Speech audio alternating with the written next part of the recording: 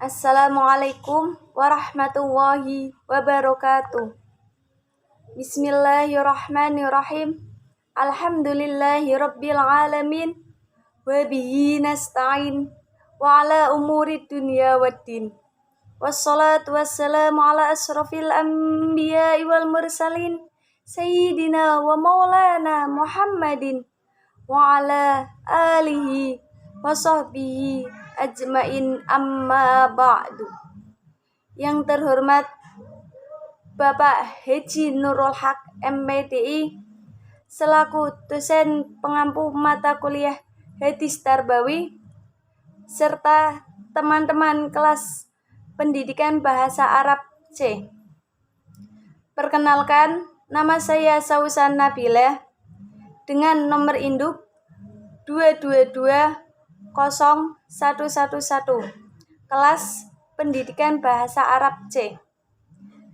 Di sini saya akan membuat sebuah video untuk memenuhi tugas UTS mata kuliah Hadis Tarbawi, yaitu hadis yang pertama tentang peserta didik jika dalam keadaan jenuh. Hadisnya berbunyi, A'udzubillahi minasyaitonirrajim. Bismillahirrahmanirrahim.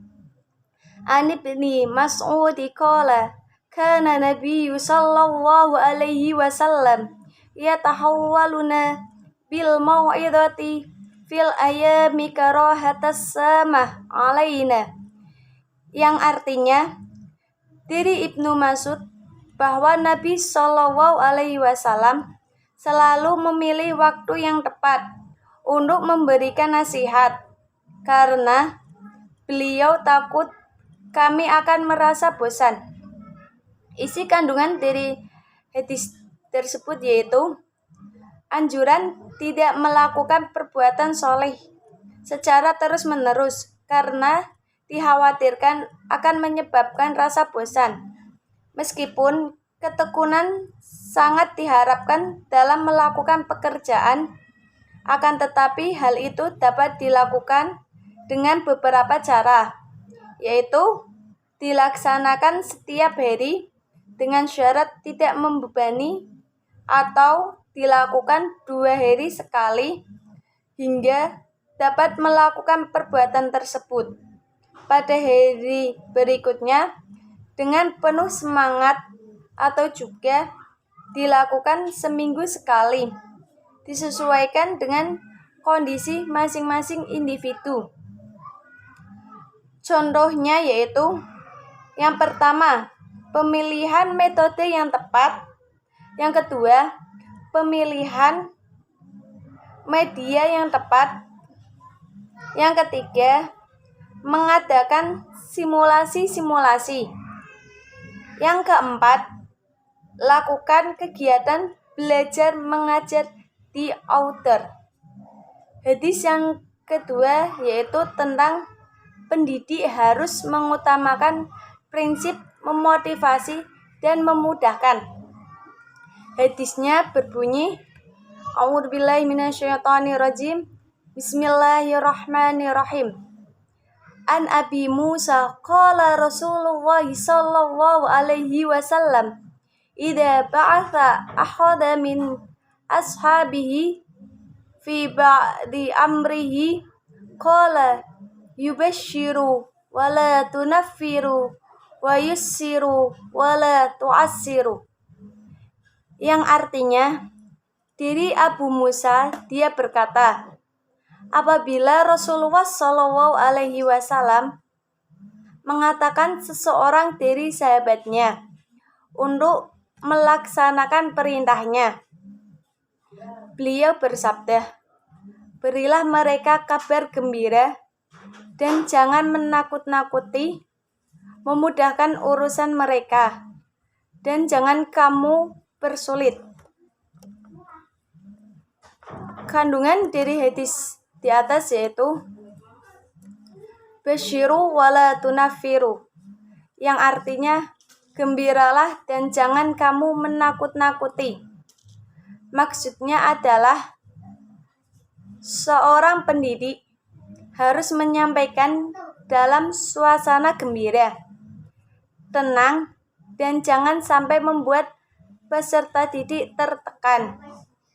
Karena dalam keadaan tertekan, menjadi anak tidak bisa berpikir. Wa yassiru wa la tu'assiru, artinya memudahkanlah dan jangan mempersulit. Maksudnya ialah hendaknya peserta tidak menggunakan cara-cara yang mudah. Ketika mengajar, harus melakukan tahapan dari yang paling mudah ke sulit. Jadi, dalam menyampaikan berita gembira, baik janganlah menimbulkan antipati dan bersikap memudahkan dan jangan mempersulit. Berita gembira dapat pula diartikan sebagai pelajaran atau materi pelajaran. Dan hadis ini berkaitan dengan seorang pendidik harus memotivasi secara memacu para anak didik agar timbul keinginan dan kemampuannya untuk meningkatkan prestasi dalam pembelajarannya dan yang dicita-citakan. Dan dalam pembelajaran, hendaklah bersikap memudahkan dan jangan dipersulit.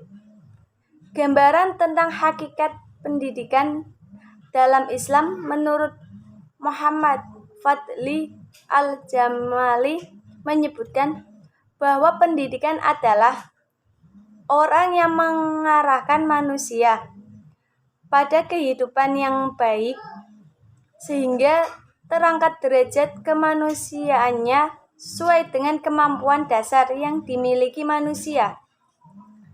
Sedangkan menurut Marimba mengartikan pendidikan adalah sebagai orang yang memikul bertanggung jawab sebagai pendidik, yaitu manusia dewasa yang karena hak dan kewajibannya bertanggung jawab tentang pendidikan peserta didik.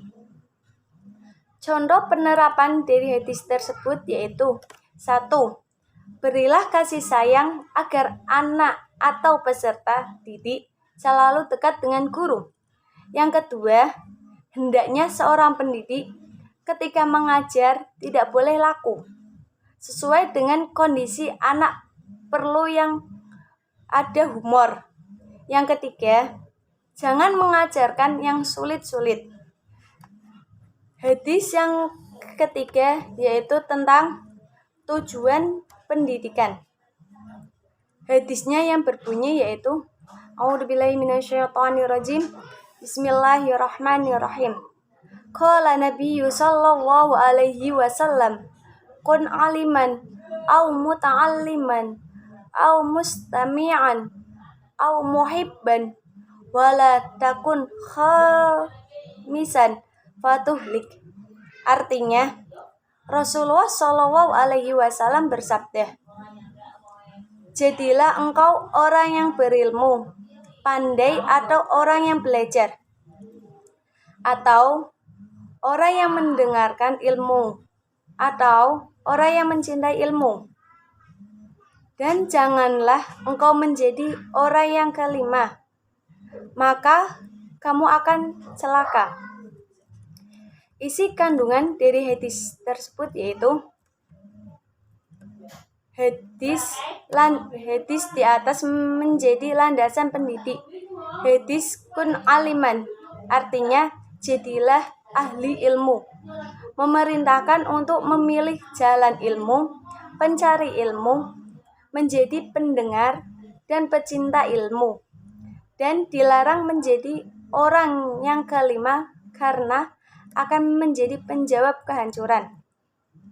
Contoh penerapan dari hadis tersebut yaitu hadis tersebut mengajak kita untuk menjadi orang yang berilmu, atau orang yang mencari ilmu, atau pendengar ilmu, atau pecinta ilmu. Itulah hakikat tujuan dari pendidikan, yakni memiliki ilmu bukan tujuan lain. Maksudnya, jangan jadi selain dari yang empat tersebut seperti pemalas, pembenci ilmu, perusak ilmu, dan lain sebagainya. Terlebih jika tujuan pendidikan diorientasikan untuk memperoleh kekayaan duniawi.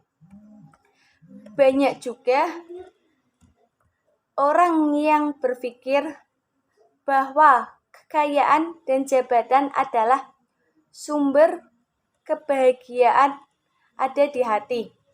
Dan kebahagiaan di hati adalah ketenangan dalam berzikir kepada Allah Subhanahu wa Ta'ala.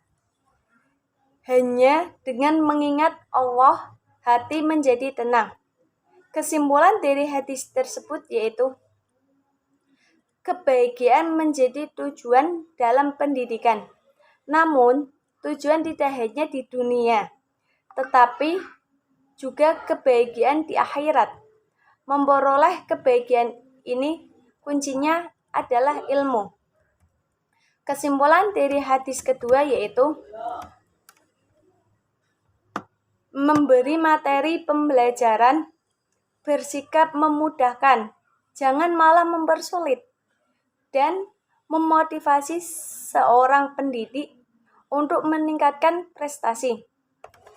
Sekian video dari saya, kurang lebihnya mohon maaf. Wabillahi taufik wal hidayah. Wassalamualaikum warahmatullahi wabarakatuh.